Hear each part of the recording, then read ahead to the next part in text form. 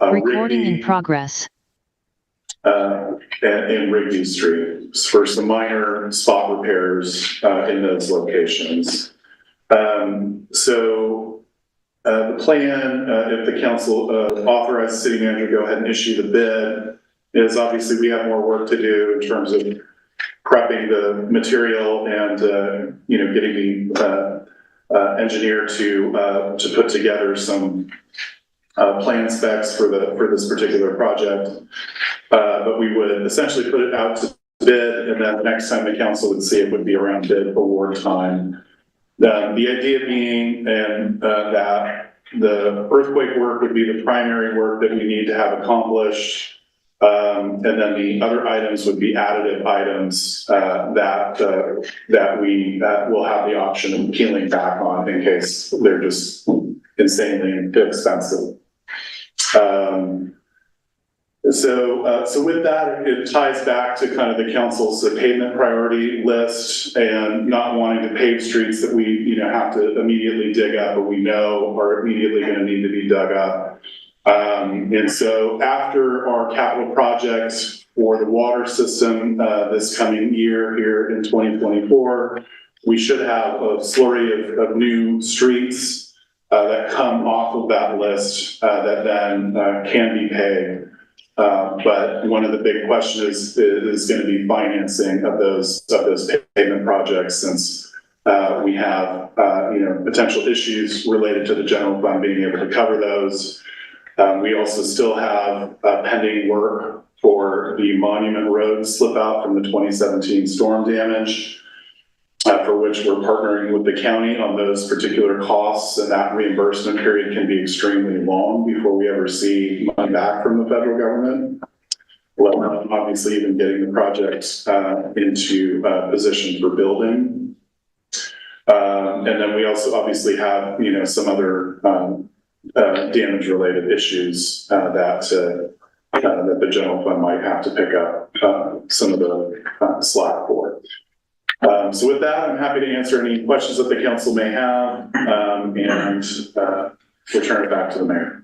Thank you, city manager. I had a question because it wasn't on here, and I think it belongs to Caltrans, but the Painter Street overpass where it broke after the concrete's all broken up after the earthquake. Can you address that? Yeah, so we have that one lined up for a STIP grant, not related to the earthquake. We've been working on that for a number of years, and we were awarded between $700,000 and $800,000 for sidewalk expansion in that area, primarily around the school. It's not a Safe Routes to School project, but it's very similar to a Safe Routes to School project, where there would be sidewalks installed in that particular location.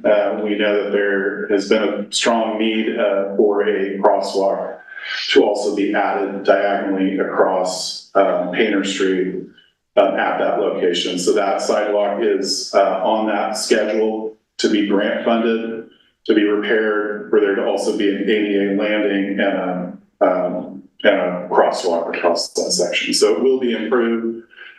We are essentially in the funding for that project has been allocated, the engineering portion of it. So that work is underway. There may be some right-of-way work that needs to be done, possibly, but unlikely. And then from there, hopefully we'll see construction on the project, not this summer, but sometime soon. Thank you. No questions. Thank you. Councilmember Orr, Councilmember Wilson. Are any of this covering slurry seal and stuff covered with that? Some of the grants that we were reimbursing. Are any of these covered under that? So slurry sealing would not be covered. Yeah, not for the earthquake. We did get crack sealing on the FHA sections of road. So you may have noticed on Bellevue, a little bit on Pacific and Monument, that there was a crew that came through and did some crack sealing, including up on Blue Slide Road. but it won't cover, slurry sealing those roads. Or no other question. Thank you. Are there any hands raised? Are there any emails? Rich, nothing? Okay, then, so what are we doing? Is there a motion to authorize the city manager to develop and issue a bid for the 2024 surface street resurface work? So moved. We have a motion. Is there a second? Second. A motion and a second. Motion carries 4-0. And that brings us to the second reading by title only and adoption of ordinance number 404-2024, amending the Rio Dell Municipal Code, establishing a cannabis cultivation tax guarantee. Page 28 in our packets. City Manager. Thank you, Mayor Dorrance, members of the council. At this time, staff is going to be recommending that we continue this item to your meeting of March 19th. And to not adopt at this point in time. We did receive just recently some additional comments from the city attorney that we want to incorporate into the final adopted measure. So the recommendations of the council, just go ahead and continue this to the next regular meeting. Recommended, is that a vote on you? Well, I think we will need a board council direction. Okay, is there a motion to continue? So moved. We have a second? Sorry. Okay, we have a motion and a second. Motion to continue carries 4-0. Now we'll come to council reports and communication. We're ready. Okay. That's me, right? Okay. I went to a Chamber of Commerce meeting. I don't have a ton to report from there other than we have formed another little tiny subcommittee within the chamber to try to modernize and actually come up with new creative ways to help our businesses in town. We haven't met yet, but we're trying. The Resource Center is holding a volunteer fair on Wednesday, the 13th of this month from 5 to 7 p.m.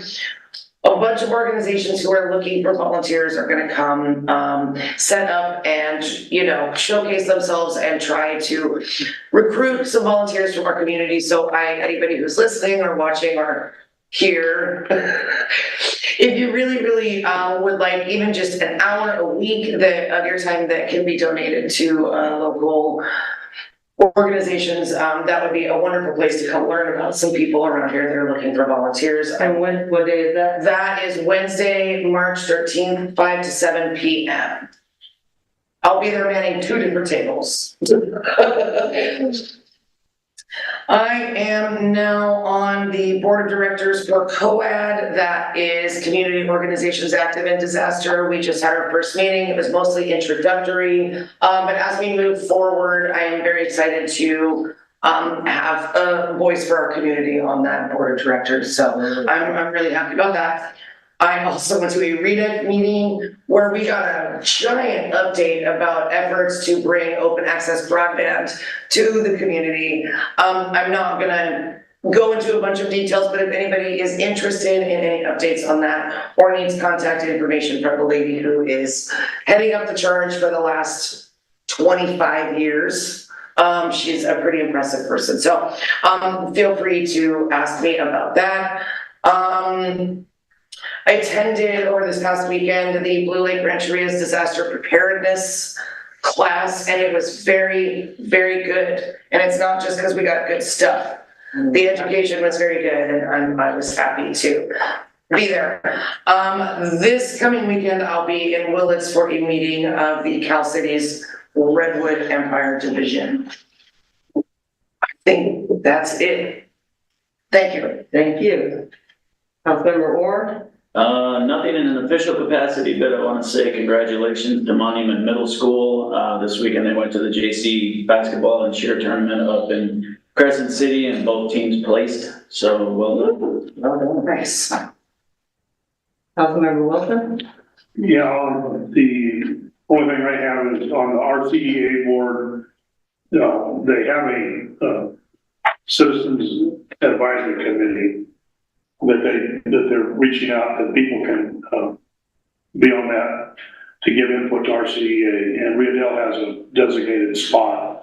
Yeah, we had a gentleman that was on it and he moved away. So there's an opening on that board, and that goes out to anybody in the Dell community, that's interested in being on the RCEA advisory committee, along with all the other jurisdictions have somebody on that advisory one. And they get together and talk about a lot of different things that they can pass on to our CEA, which is Redwood Coast Energy Authority, that he's all seeing your bill, so that you're aware of what they're doing with their money and how they can spend it. So anyhow, if you're interested in that, you get hold of Kyle, and he can get hold of me, or get hold of me directly, and I'll get you an application form. Is there a time frame for the application? That they meet, I think it's like quarterly, they meet every couple, 3 months. And I think it's a couple hour meeting, with it. Thank you.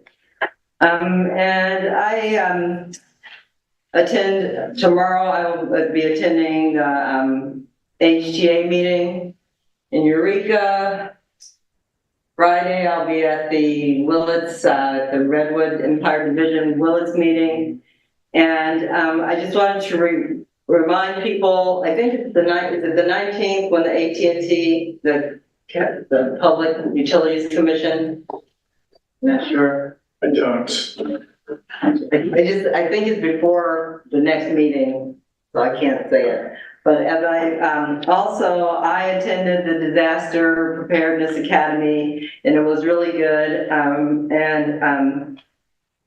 I wanted to thank Humboldt Area Foundation that provided a grant so that we could have lunch for both days. There was one day, Saturday was for English speaking. Saturday was for anyone. Sunday was for Spanish speakers, and so they didn't have to. There didn't need to be translation. It was they were taught in Spanish, and it went really well. I think I went in the morning and at lunch, and everyone seemed to be very happy. I practiced a little Spanish. Questionable, but I think I did okay. All said and done. And I also wanted to thank Blue Lake Rancheria. Blue Lake is who had provided the grant for the training, and they provided the bags that we got, the Disaster Academy, the disaster kit bag that we had. They were like, it was like a $200 with all the stuff in a bag, with power banks, lanterns, a gas turnoff tool, and so on. I mean, it was a very well put together a bag, and it wasn't a prize at the end. Every single person who was enrolled in the class got one, and so that was a great expense to Blue Lake, and it was a really excellent grant. And that they were willing, they actually reached out, talked to me, and that's how we got it all set up. But Blue Lake offers a lot of disaster training, a lot of emergency training. If anyone can take advantage of it in the community, you can sign up for their newsletter, so that you can know when these events are going to happen. But they are definitely worth going to. I have gone to, I think, 3 or 4 of them, and they've always been worth going to. So I just wanted to thank Blue Lake for that, and I wanted to thank Humboldt Area Foundation for feeding us, basically. Yeah, nice touch, yeah. In Mayor Garnes, the California Public Utilities Commission hearings related to AT&T landline service, the March 19th from 2 p.m. and 6 p.m. and those are remote meetings. So the only in-person meeting scheduled between now and then is March 14th, but that's in Indio down in Southern California. So March 19th is the virtual meeting. And I'm sure if someone wants to zoom into it, can they call here for the, So, yeah, so where you would want to go is to the CPUC website, okay, and they'll have a link to the Zoom. I don't think it's actually on Zoom, it is through oh, okay, a separate system, but they do have that, so. okay, and that's the, if you go to the California Public Utilities Commission website, there will be a link to the AT&T meeting, the meeting regarding AT&T and the company of last resort, which is the landline service. When you're rural communities are going to really be the most affected because we're the ones who have the least redundancy and the least really strong cell service and towers and all that stuff. So it's very important.